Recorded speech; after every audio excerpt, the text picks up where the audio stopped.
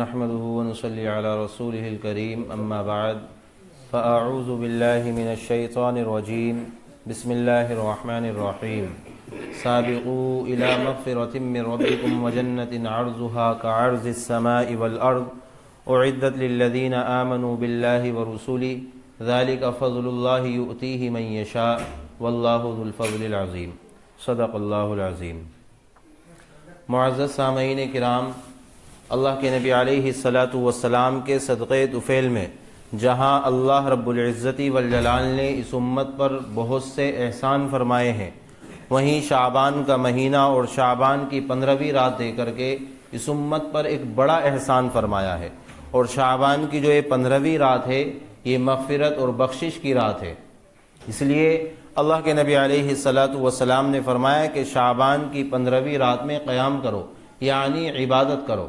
حضرت ابو ہریرہ رضی اللہ عنہ سے مروی ہے، وہ فرماتے ہیں کہ نبی کریم صلی اللہ علیہ وسلم نے ارشاد فرمایا کہ شعبان کی درمیانی رات میں حضرت جبریل علیہ الصلاۃ والسلام میرے پاس تشریف لائے اور مجھ سے آ کر کے کہا کہ محمد صلی اللہ علیہ وسلم اپنا سر آسمان کی طرف اٹھائیے، اس لیے کہ برکت والی رات ہے۔ تو اللہ کے نبی علیہ الصلاۃ والسلام نے معلوم کیا کہ جبرائیل اس رات میں کیسی برکت ہے، تو حضرت جبریل علیہ الصلاۃ والسلام نے فرمایا کہ اس رات میں اللہ کی رحمتوں کے سارے دروازے کھول دیے جاتے ہیں، یعنی اللہ اپنی رحمتوں کے سارے دروازوں کو کھول دیتا ہے۔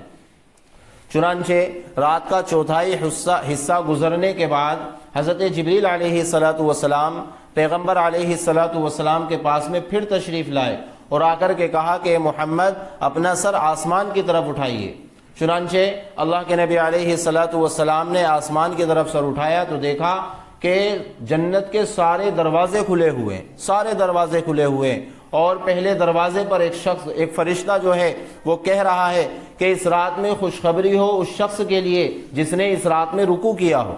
دوسرے دروازے پر ایک فرشتہ کہہ رہا ہے کہ اس رات میں خوشخبری ہو اس شخص کے لیے جس نے اس رات میں سجدہ کیا ہو۔ اور تیسرے دروازے پر ایک فرشتہ کہہ رہا ہے کہ اس شخص کے لیے خوشخبری ہو جس نے اس رات میں استغفار کیا ہو، اسی طریقے سے ذکر و اذکار میں اپنے آپ کو مشغول رکھا ہو۔ اور ایک دروازے پر، چوتھے دروازے پر ایک فرشتہ کھڑا ہوا ہے اور وہ اعلان کر رہا ہے، وہ کہہ رہا ہے کہ اس رات میں اس شخص کے لیے خوشخبری ہے جس نے بارگاہ الہی میں دعا کے لیے ہاتھ اٹھائے ہوں۔ اور چھٹے دروازے پر، پانچویں دروازے پر ایک فرشتہ کہہ رہا ہے کہ اس رات میں اس شخص کے لیے خوشخبری ہو جو اللہ رب العزت والجلال کے خوف سے رویا ہو، ایک آنسو بھی بہایا ہو، اس کے لیے خوشخبری ہے۔ اور ایک دروازے پر فرشتہ اعلان کر رہا ہے کہ اس رات میں اس شخص کے لیے خوشخبری ہے جس نے اس رات میں اپنے رزق کو مانگا ہو۔ اور ایک فرشتہ کہہ رہا ہے، ایک دروازے پر کھڑا ہو کر کے یہ اعلان کر رہا ہے کہ اس رات میں تمام مسلمانوں کے لیے خوشخبری ہو۔ اور ایک دروازے پر فرشتہ کہہ رہا ہے کہ ہے کوئی رزق کا متلاشی جو رزق سے پریشان ہو، کام کاروبار سے ٹوٹا ہوا ہو، اللہ رب العزت کی جانب سے اعلان کیا جاتا ہے کہ اس کو رزق عطا کیا جائے گا۔ ہے کوئی رزق کا مانگنے والا، ایک دروازے پر فرشتہ کہہ رہا ہے حل من مستغفرین، کہ ہے کوئی مغفرت کا طلب کرنے والا کہ جس کو معاف کر دیا جائے، ہے کوئی مقروض جس کے قرض کی ادائیگی کے آسان اسباب مہیا کر دیے جائے۔ تو اس طرح کے یہ اعلانات پوری رات ہوتے رہتے ہیں۔ اللہ کے نبی علیہ الصلاۃ والسلام نے حضرت جبریل علیہ الصلاۃ والسلام سے معلوم کیا کہ جبریل یہ دروازے رحمت کے کب تک کھلے رہیں گے، یہ اعلانات کب تک ہوتے رہیں گے؟ تو حضرت جبریل علیہ الصلاۃ والسلام نے فرمایا یا رسول اللہ مغرب سے لے کر کے صبح ہونے تک یہ دروازے کھلے رہیں گے۔ تو یہ رات بخشش کی رات ہے، یہ رات رحمت کی رات ہے، یہ رات مغفرت کی رات ہے۔ خود اللہ رب العزت والجلال جن لوگوں کو پورے سال موقع نہیں ملتا، اللہ کی توفیق نہیں ہوتی کہ وہ اللہ کے دربار میں آئے، ہاتھ اٹھائے، اللہ کے سامنے جھکے، جن کو اللہ کے سامنے جھکنے کی پورے سال توفیق نہیں ملتی، اس رات کے اندر اللہ رب العزت والجلال کی رحمت ان کے دروازوں کو کھٹکھٹاتی ہے۔ اللہ چاہتا ہے یہ بھی میرے دروازے پر آ کر کے جھکے۔ جیسے حج میں جانے والا جو مجمع ہوتا ہے وہ دو طرح کا ہوتا ہے، دو طرح کے لوگ ہوتے ہیں۔ ایک مجمع تو وہ ہوتا ہے کہ جس کی تنہائیاں، جس کی محفلیں، جس کی مجلسیں، جس کا وقت اور جس کا مال اللہ رب العزت والجلال کو پسند نہیں۔ اللہ نہیں چاہتا کہ ان کا وقت دین پر لگے، اللہ نہیں چاہتا کہ ان کا مال جو ہے وہ دین پر لگے، اللہ یہ بالکل نہیں چاہتا۔ اسی طریقے سے ایک مجمع وہ ہوتا ہے کہ جس کا وقت، جس کی جان، جس کا مال اور جس کی جو ہے ساری چیزیں اللہ چاہتا ہے وہ دین پر لگے، تو دو طرح کا مجمع ہوتا ہے۔ اسی طریقے سے انسان بھی دو طرح کے ہوتے ہیں کہ اللہ ایک شخص وہ ہے، ایک انسان وہ ہے، کچھ مسلمان وہ ہے کہ اللہ نہیں چاہتا کہ ان کا وقت جو ہے اور ان کا مال جو ہے اور ان کی ساری چیزیں جو ہیں وہ دین پر لگے، اللہ کو پسند نہیں ہے، کیونکہ اللہ کو ان کی تنہائیاں پسند نہیں، اللہ کو ان کی محفلیں پسند نہیں، اللہ کو ان کی مجلسیں پسند نہیں، اللہ کو ان کی یاری دوستی پسند نہیں، اللہ کو ان کی صحبتیں پسند نہیں، اس لیے اللہ نہیں چاہتا کہ ان کا جو ساری چیزیں ہیں یہ دین پر لگے۔ اور ایک مجمع وہ ہوتا ہے اللہ چاہتا ہے ان کا سب کچھ دین پر لگے، جن کا نہ لگے اللہ نہیں چاہتا کہ ان کا دین پر لگے، جن کو اللہ پسند نہیں کرتا تو اللہ رب العزت والجلال اس رات کے اندر ان کو بھی توفیق دیتا ہے۔ کیوں توفیق دیتا ہے؟ اس لیے کہ ہم نے تم کو امت محمدیہ کے اندر پیدا کیا ہے، اس لیے ہم تم کو بھی توفیق دیتے ہیں کہ آؤ ہمارے سامنے آ کر کے جھکو، ہم سے مانگو، ہم تمہاری تمام پریشانیوں کو دور کر دیں گے۔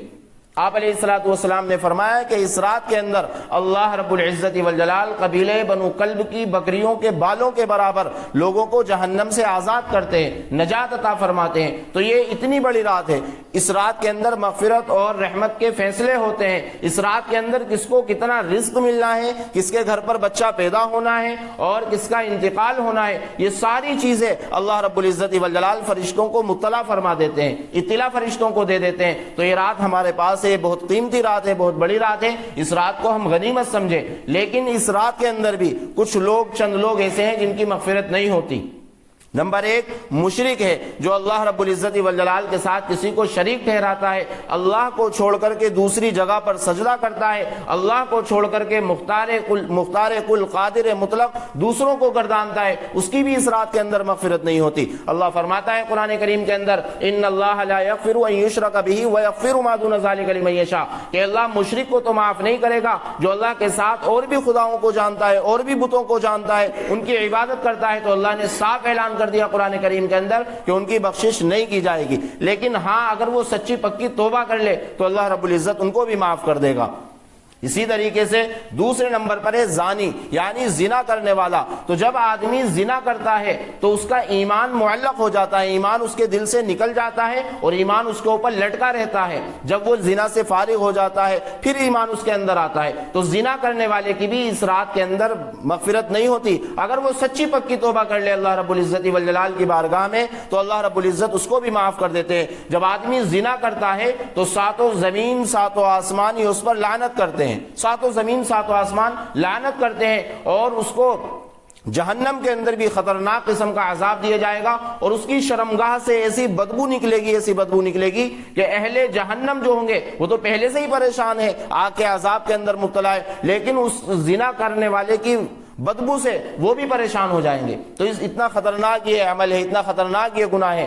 تو زنا کرنے والے کی بھی اس رات میں مغفرت نہیں ہوتی، لیکن اگر ہاں اس نے سچی پکی توبہ کر لی تو اللہ رب العزت والجلال اس کو بھی معاف فرما دیتے ہیں۔ اسی طریقے سے ایک حسد ہے، کینہ ہے، کپٹ ہے، چغل خوری ہے، اس کی بھی مغفرت نہیں ہوتی۔ کوئی آدمی حسد رکھتا ہے، کینہ کپٹ رکھتا ہے، غیبت چغل خوری کے اندر مبتلا ہے، تو اس کی بھی اس رات کے اندر مغفرت نہیں ہوتی۔ اگر سچی پکی توبہ کر لی تو اللہ رب العزت والجلال اس کو بھی معاف کر دیتے ہیں۔ تو حسد رکھنا، کینہ کپٹ رکھنا، چغل خوری کرنا، اس مغفرت والی رات کے اندر بھی اس کی مغفرت نہیں ہوتی۔ حسد کہتے ہیں کہ اللہ رب العزت والجلال نے کسی کو کسی نعمت سے نوازا ہے اور جو سامنے والا ہے اس کو اس نعمت کے ملنے پر چڑ رہا ہے، تو یہ حسد ہے۔ یعنی اللہ نے کسی کو مال دیا ہے، کسی کو اعلی اولاد دی ہے، کسی کو جائیداد دی ہے، خوبصورتی دی ہے، کوئی بھی چیز اللہ رب العزت والجلال نے کوئی بھی نعمت اس کو دی ہے، تو سامنے والا جو ہے یہ چڑ رہا ہے کہ اسے یہ نعمت کیوں مل گئی، تو اس کو حسد کہا جاتا ہے۔ اب اس کو نعمت ملی ہے، حسد کے بھی درجے ہیں، اب اس کو نعمت دی ہے اللہ رب العزت والجلال نے،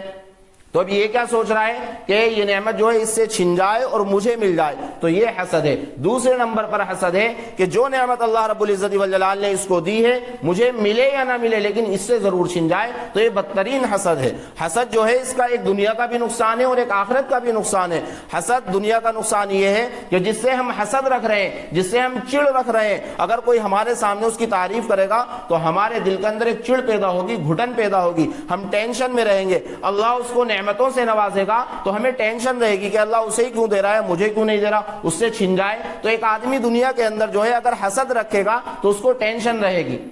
اسی طریقے سے ایک نقصان آخرت کا ہے۔ آخرت کا کیا نقصان ہے کہ وہ تو جہنم کے اندر ضرور بھی ضرور جانا ہی جانا ہے۔ تو اس لیے ہمارے دل بالکل پاک و صاف ہو، کہیں اس مغفرت والی، اس رحمت والی، اس بخشش والی رات کے اندر ہمارے اندر یہ گناہ نہ پائے جائے۔ امام ابو حنیفہ رحمۃ اللہ علیہ، آپ کے پاس میں ایک شخص آیا اور اس نے آ کر کے کہا کہ حضرت فلاں آدمی جو ہے وہ آپ کی غیبت چغل خوری کر رہا تھا۔ تو حضرت جب مجلس ختم ہوئی، حضرت نے اس کے لیے ایک بڑا سا گفٹ بھیجا، بڑا سا تحفہ بھیجا۔ تو لوگوں نے کہا کہ وہ تو آپ کی برائی بیان کر رہا تھا اور آپ جو ہے وہ آپ اس کو گفٹ دے رہے ہیں، تحفہ بھیج رہے ہیں آپ۔ تو امام ابو حنیفہ رحمۃ اللہ علیہ نے فرمایا کہ وہ تو میرا محسن ہے، میرے اوپر احسان کرنے والا ہے، کہ حسد یعنی چغل خوری کرنا، حسد رکھنا، کینہ کپٹ رکھنا، یہ سارے کام کرنا تو انسان اپنی نیکیوں کو دوسرے کے کھاتوں میں ٹرانسفر کرتا رہتا ہے۔ جو آدمی حسد رکھ رہا ہے اپنے دل کے اندر، گویا کہ وہ اپنی نیکیوں کو ٹرانسفر کر رہا ہے دوسرے کے کھاتے میں۔ جس سے وہ حسد رکھ رہا ہے، جس سے وہ چڑ رکھ رہا ہے، اس کے کھاتے میں اپنی نیکیوں کو ٹرانسفر کر رہا ہے۔ جب کل قیامت کا دن ہوگا،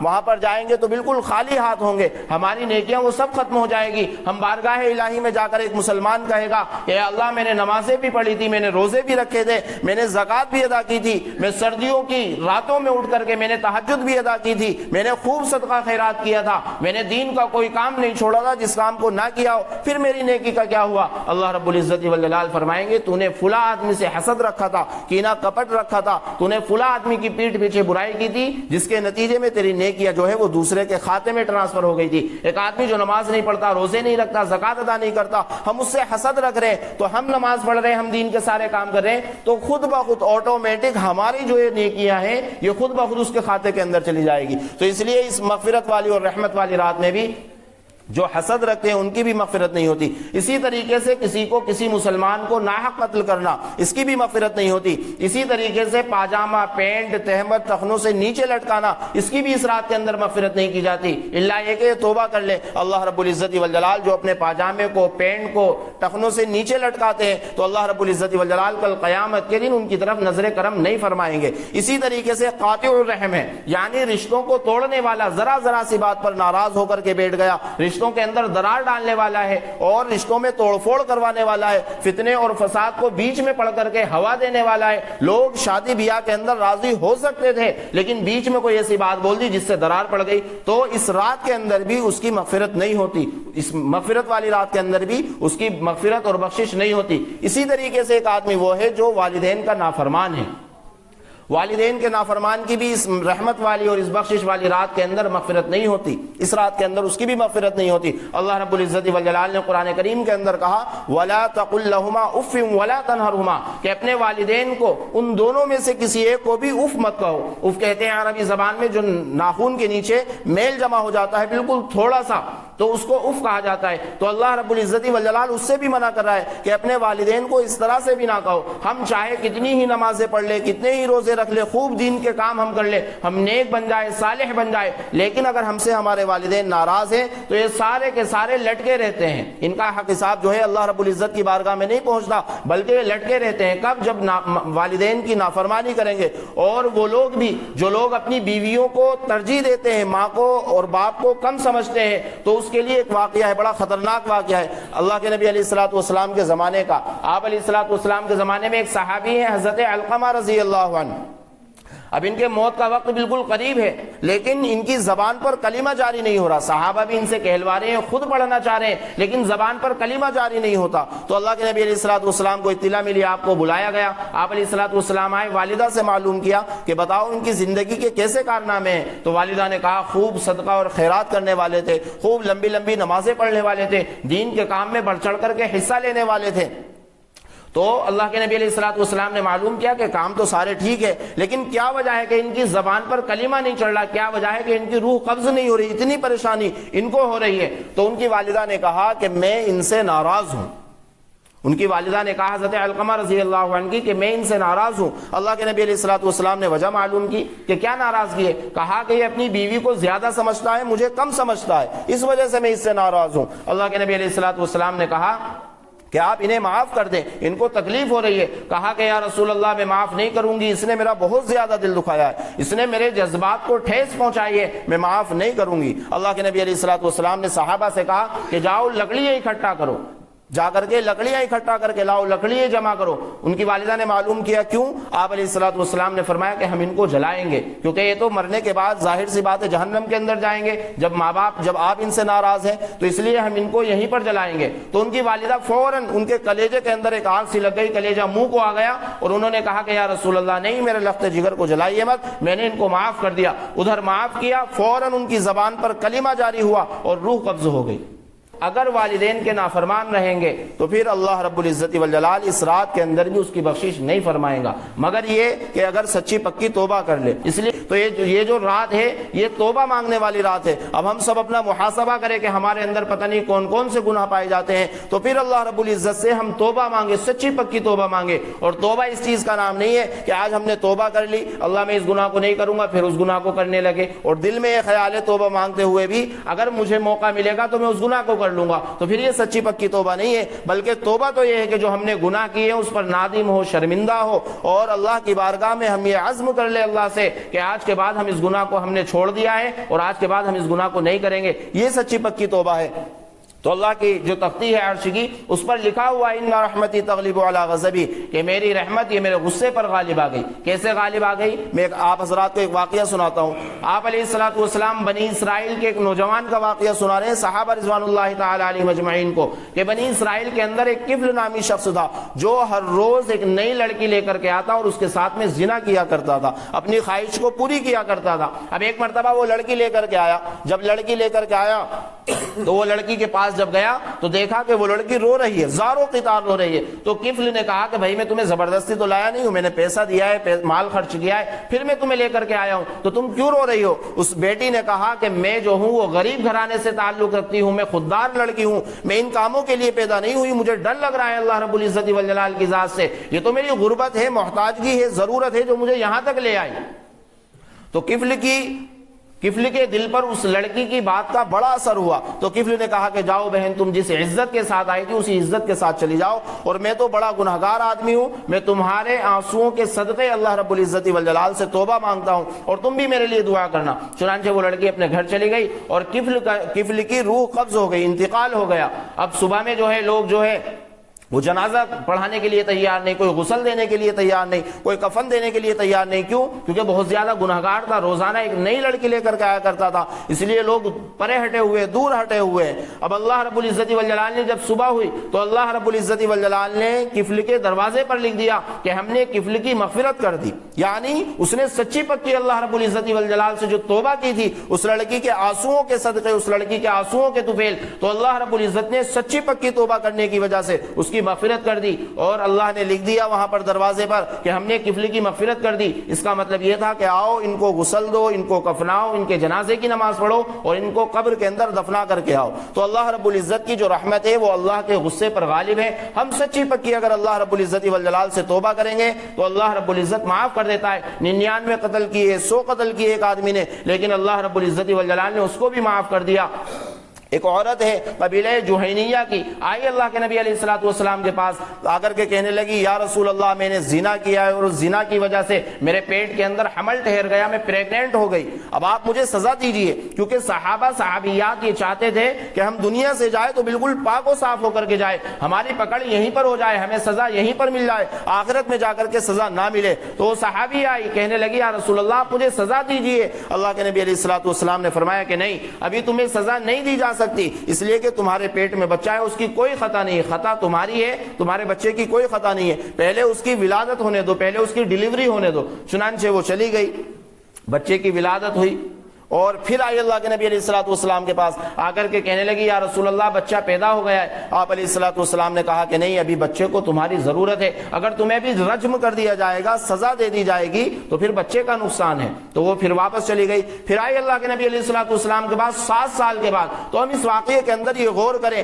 کہ ان سے زنا ہوا، زنا کی وجہ سے حمل ٹھہرا، تو اللہ کے نبی علیہ الصلوۃ والسلام کے پاس آ رہی ہے، آپ علیہ الصلوۃ والسلام ان کو ٹال رہے ہیں کہ چلی جاؤ، پھر بچے کی ولادت ہوئی، پھر آپ علیہ الصلوۃ والسلام کے پاس آ رہی ہے. بچے کی ولادت کے بعد میں آپ نے کہا کہ جب بچہ بڑا ہو جائے, خود سے کھانے اور پینے لگے, جب تم میرے پاس آنا, تو پھر لے کر کے بچے کے ہاتھ میں روٹی کا ٹکڑا دے کر کے آپ علیہ الصلوۃ والسلام کے پاس آ رہی ہے. ایسی فکر ہے ان کو کہ ہم دنیا سے جائیں تو بالکل یہاں سے صاف ہو کر کے جائیں, ہماری آخرت میں پکڑ نہ ہو. تو آئے اللہ کے نبی علیہ الصلوۃ والسلام کے پاس کہ یا رسول اللہ, اب یہ بچہ جو ہے یہ روٹی کا ٹکڑا خود کھانے لگا ہے, کھانا خود کھانے لگا ہے, اب اس بچے کو میری ضرورت نہیں ہے. اللہ کے نبی علیہ الصلوۃ والسلام نے کہا کہ جاؤ ان کو جا کر کے رجم کرو, یعنی پتھر ان پر برساؤ. تو ان پر پتھر برسائے گئے, جس کے نتیجے میں وہ شہید ہو گئی. تو اللہ کے نبی علیہ الصلوۃ والسلام کو جب معلوم ہوا کہ شہید ہو گئی, آپ علیہ الصلوۃ والسلام نے, صحابہ نے جنازہ تیار کیا. آپ علیہ الصلوۃ والسلام آئے نماز جنازہ پڑھانے کے لیے. صحابہ نے روکا کہ یا رسول اللہ, یہ تو زانیہ عورت تھی, زنا کرنے والی تھی.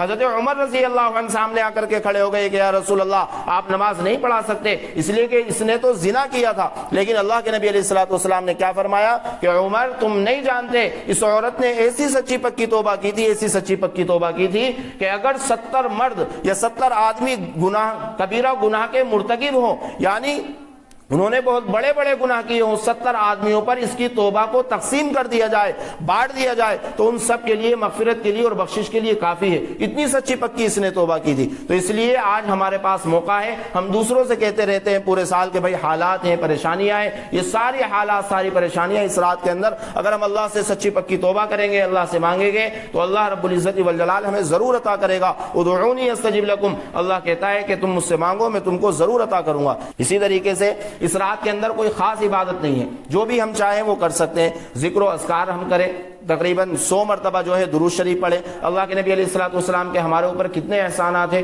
یہ سوچ کر کے ہم پڑھیں کہ آپ علیہ الصلوۃ والسلام نے کتنی قربانیاں ہماری وجہ سے دی. دندان مبارک, آپ کے دانت مبارک ہماری وجہ سے شہید کیے گئے, ٹوٹ گئے ہماری وجہ سے, ورنہ اللہ رب العزت والجلال نے تو کہہ دیا تھا کہ تمہاری مغفرت کر دی گئی ہے, اگلے اور پچھلے سارے گناہ معاف کر دیے گئے. لیکن امت کے سلسلے میں آپ علیہ الصلوۃ والسلام ایسے متفکر رہا کرتے تھے, ایسے روتے تھے کہ ہانڈی چولہے پر رکھی ہو اور اس میں ابال آ رہا ہو, کھدا آ رہا ہو, اس طرح کی آواز آیا کرتی تھی. تو کیوں, آپ کی اور میری فکر کی وجہ سے.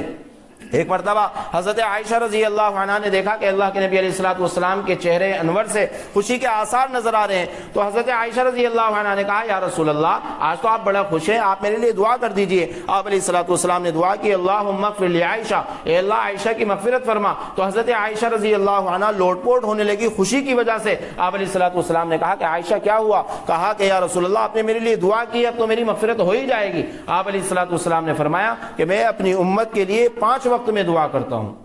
بتاؤ, ہمارے نبی ہمارے لیے 5 وقت دعا کرے, اللہ میری امت کے حال پر رحم فرما, میری امت کی مغفرت فرما. تو ہمارے اوپر بھی ذمہ داری ہے کہ ہم آپ علیہ الصلوۃ والسلام پر درود شریف پڑھیں, چاہے نماز والا درود شریف پڑھے اور کوئی چھوٹا درود شریف یاد ہے تو کم از کم 100 مرتبہ ہم پڑھیں. اسی طریقے سے ہم استغفار پڑھیں, اپنے گناہوں کو یاد کریں کہ اے اللہ میں نے فلاں گناہ کیا تھا, تیرے علاوہ کوئی نہیں جانتا. اس گناہ کو یاد کر کے استغفر اللہ استغفر اللہ, یا ایک استغفار ہے استغفر اللہ الذی لا الہ الا هو الحی القیوم واتوب الیہ. سید الاستغفار ہے کہ اگر کسی انسان نے سمندر کے جھاگ کے برابر بھی گناہ کیے ہوں گے, اللہ رب العزت اس کی برکت سے اس کو معاف کر دے گا. تو کم از کم 100 مرتبہ استغفار پڑھیں ہم. اسی طریقے سے پہلے کلمے کی تسبیح پڑھیں ہم, 100 مرتبہ پہلا کلمہ پڑھیں.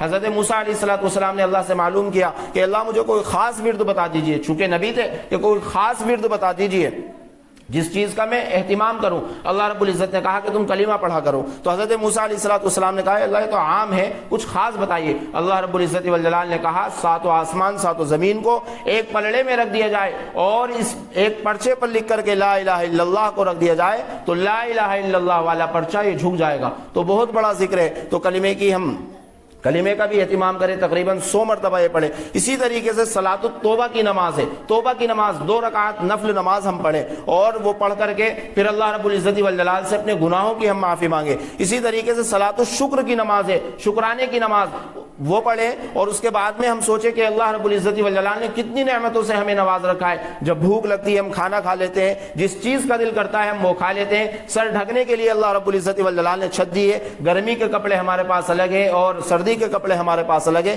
تو صلاۃ الشکر پڑھے, اللہ رب العزت کا شکر ادا کرے. اللہ کہتا ہے اگر میرا شکریہ ادا کرو گے تو میں تمہارے لیے نعمتوں کو بڑھا دوں گا. اسی طریقے سے 2 رکعت نماز صلاۃ الحاجت, حاجت کی یعنی ضرورت کی نماز ہم پڑھے. جو بھی ہماری ضرورت ہو, کسی کے بیٹے بیٹے کی، کسی کی بیٹی کی شادی کا مسئلہ ہے، کسی کے گھر بار کا مسئلہ ہے، کسی کے کام کاروبار کا مسئلہ ہے، تو 2 رکعت صلاۃ الحاجت کی نماز پڑھ کر کے ہم اللہ رب العزت والجلال سے دعا کریں۔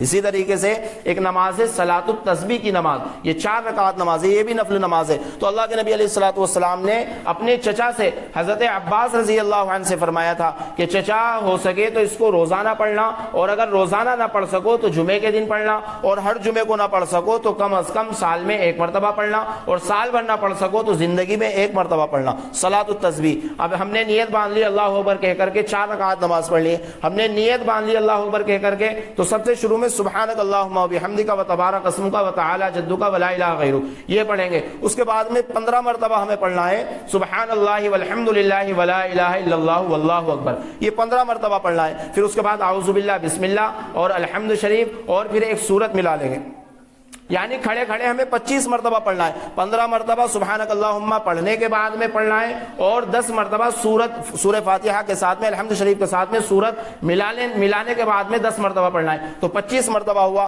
پھر ہم رکوع کریں گے اللہ اکبر کہہ کر کے، تو رکوع کی تسبیح پڑھیں گے سبحان ربی العظیم 3 مرتبہ، 5 مرتبہ، 7 مرتبہ پڑھیں گے۔ اس کے بعد میں پھر ہمیں 10 مرتبہ پڑھنا ہے سبحان اللہ والحمد للہ ولا الہ الا اللہ واللہ اکبر 10 مرتبہ پڑھنا ہے۔ پھر اللہ اکبر کہہ کر کے ہم کھڑے ہو جائیں گے، اب سیدھے کھڑے رہیں گے، اور پھر ہمیں یہ پڑھنا ہے سبحان اللہ والحمد للہ ولا الہ الا اللہ واللہ اکبر 10 مرتبہ پڑھنا ہے۔ پھر ہم سجدے کے اندر جائیں گے، تو ہماری جو سجدے کی تسبیح ہے سبحان ربی الاعلی، اس کو 3 مرتبہ یا 5 مرتبہ یا 7 مرتبہ پڑھ کر کے پھر ہمیں 10 مرتبہ پڑھنا ہے۔ پھر سجدے سے بیٹھیں گے دوسرا سجدہ کرنے کے لیے، ہم جب بیٹھیں گے تو وہاں پر بیٹھے بیٹھے بھی ہمیں 10 مرتبہ یہ پڑھنا ہے سبحان اللہ والحمد للہ ولا الہ الا اللہ واللہ اکبر۔ پھر ہمیں دوسرا سجدہ کریں گے، اس میں بھی 3 مرتبہ سجدے کی تسبیح پڑھ کر کے پھر ہم 10 مرتبہ یہ پڑھیں گے سبحان اللہ والحمد للہ ولا الہ الا اللہ واللہ اکبر۔ پھر ہم سیدھے کھڑے ہو جائیں گے، تو جب سیدھے کھڑے ہوں گے دوسری رکعت کے لیے تو سب سے شروع میں ہم پڑھیں گے 15 مرتبہ سبحان اللہ والحمد للہ ولا الہ الا اللہ واللہ اکبر، اور اس کے بعد میں جو ہے پھر سورت الحمد شریف پڑھیں گے، اس کے بعد سورت پڑھیں گے،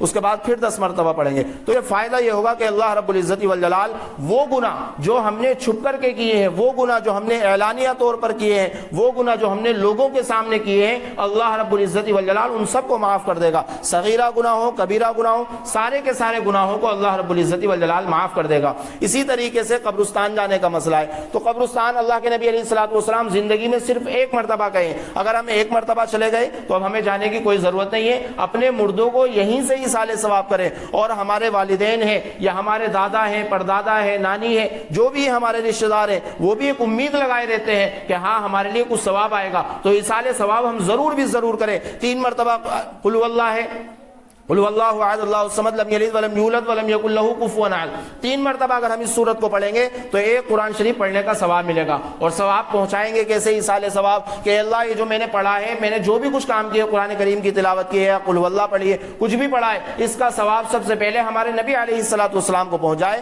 سارے نبیوں کو پہنچ جائے، اس کے بعد تمام مسلمانوں کو پہنچ جائے، اور پھر خاص طور سے ہمارے جو بستی کے اندر لوگ ہیں، ہمارے جو رشتہ دار ہیں، سب کو پہنچ جائے، اور خاص طور سے میری دادی کو یا میری والدہ کو یا میرے والد کو جو بھی دنیا سے فوت ہو چکے ہیں ان کو اس کا ثواب پہنچائے۔ بس یہ ثواب پہنچانے کا طریقہ ہے۔ اگر آپ ڈائریکٹ ثواب پہنچا دیں گے، قرآن کریم پڑھا، آپ نے ہاتھ اٹھائے اور اللہ سے کہہ دیا اللہ اس کا ثواب میرے بھائی کو پہنچ جائے، میری والدہ کو پہنچ جائے، تو آپ کی والدہ کو ڈائریکٹ پہنچ جائے گا، اب جتنے بھی لوگ تھے ان کو ثواب نہیں پہنچے گا۔ تو بہتر طریقہ یہ ہے کہ ہمارے نبی علیہ الصلوۃ والسلام کو، تمام انبیاء علیہ الصلوۃ والسلام کو، اور صحابہ تمام مسلمانوں کو، اور ہماری بستی والوں کو، رشتہ دار کو، خاص طور سے میرے بھائی کو یا خاص طور سے میری والدہ کو اس کا ثواب پہنچ جائے۔ اسی طریقے سے اگلے دن روزہ رکھنے کا مسئلہ ہے، تو اگلے دن روزہ رکھنا اس سلسلے میں نہ سنت ہے اور نہ ہی مستحب ہے۔ شب برات کا اگر ہم روزہ رکھ رہے ہیں شب برات کی وجہ سے کہ شب برات سے اگلے دن روزہ رکھا جاتا ہے، تو ہم اگر اس نیت سے رکھ رہے ہیں تو ہمیں اور بجائے ثواب کے گناہ ملے گا۔ اللہ کے نبی علیہ الصلوۃ والسلام کی اس مہینے کے اندر عادت مبارکہ یہ تھی، آپ علیہ الصلوۃ والسلام شروع سے لے کر کے اور آخر کے جو 2-3 دن ہے اس وقت میں روزہ رکھنا چھوڑ دیا کرتے تھے، ورنہ پورے مہینے تقریباً 27 دن 26 دن 28 دن آپ علیہ الصلوۃ والسلام روزہ رکھا کرتے تھے۔ تو اگر ہم کل کا روزہ رکھ رہے ہیں، پرسوں کا روزہ رکھ رہے ہیں، یا اس سے اگلے دن کا روزہ رکھ رہے ہیں، ہم اس نیت سے رکھ رہے ہیں کہ ہمارے نبی علیہ الصلوۃ والسلام نے اس مہینے کے اندر روزے رکھے، تو ہم بھی آپ علیہ الصلوۃ والسلام کی اقتداء میں آپ نے رکھے تو ہم بھی رکھ رہے ہیں، تو پھر ہمیں سنت کا ثواب ملے گا۔ تو ایسے روزہ رکھنے میں کوئی حرج کی بات نہیں ہے، روزہ رکھ سکتے ہیں۔ اللہ رب العزت کہی سنی باتوں پر عمل کی توفیق عطا فرمائے۔